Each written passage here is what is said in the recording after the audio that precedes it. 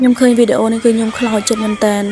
ព្រោះកូនសិស្សហ្នឹងគឺគាត់អត់បានរៀនទេគឺគាត់ចាប់បានប្លង់មកគាត់រត់ចេញជើងគ្នាហ្មងគឺគាត់ស្រែករម៉ែអញ្ចឹងគាត់រម៉ែអញ្ចឹងទៅស្ដាប់ទៅឡើងខ្លោចចិត្តមកពុកម៉ែបងប្អូនតែគ្នាហើយសម្រាប់ម៉ែហ្នឹងក៏រត់មករកកូនអញ្ចឹងទៅវាថា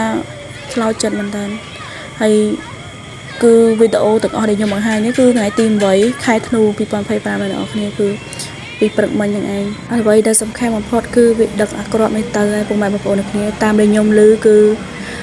បាញ់អាហ្នឹងទៅគឺខ្ទេចមួយខែតហ្មងគឺខ្ញុំបារម្ភចំពោះពុកម៉ែបងប្អូនគ្នាដែលគាត់អត់បានចេញមកអស់គាត់នៅខ្លះនិយាយរួមភ្លាមពេកគាត់ចេញមករួចទេពុកម៉ែបងប្អូនគ្នា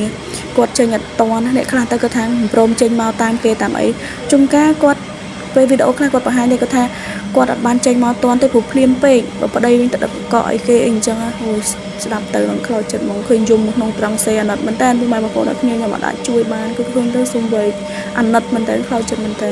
ពេលដែលឃើញអញ្ចឹងហើយអ្វីដែលសំខាន់ឃើញវីដេអូនេះមួយទៀតគឺខ្ញុំពិបាកចិត្តខ្លាំងមែនតើបើសិនជាអាចពុកម៉ែបងប្អូនគ្នាជួយ share ឲ្យពួកគាត់បានឃើញហើយឲ្យគាត់ចេញឲ្យឆ្ងាយបើអាចមកខាងសៀមរាបឲ្យឆ្ងាយពីកន្លែងហ្នឹងមកពុកម៉ែបងប្អូនគ្នាគឺផ្លោងឲ្យទៅដល់តែចាប់ហ្មងពុកម៉ែបងប្អូនគ្នាពិបាកចិត្តមកហើយពេលដែលឃើញអញ្ចឹងហើយខ្ញុំសូមចិត្តពុកម៉ែបងប្អូនគ្នាឃើញវីដេអូហ្នឹងគឺជួយ share បន្តផងពុកម៉ែបងប្អូនគ្នាដើម្បីឲ្យបងពូអ៊ំដែលគាត់តែអត់ចេញមកឲ្យគាត់បានឃើញហើយគាត់ចេញមកឆ្ងាយមកពុកម៉ែបងប្អូនគ្នាវីដេអូចុងក្រោយគឺខ្ញុំសូមឲ្យទាហានខាងខ្មែរយើងហ្នឹងគាត់ប្រុងប្រយ័ត្នមែនតើព្រោះវីដេអូនេះគឺខាងថៃផុសអញ្ចឹងក៏គាត់ឃើញស៊ូមច្បាស់ឃើញគាត់ពងគេងរឹងហ្មងពុកម៉ែបងប្អូនគ្នាអញ្ចឹងខ្ញុំមានតែអីទេមានតែលើកម្រាមដៃ10សូមឲ្យ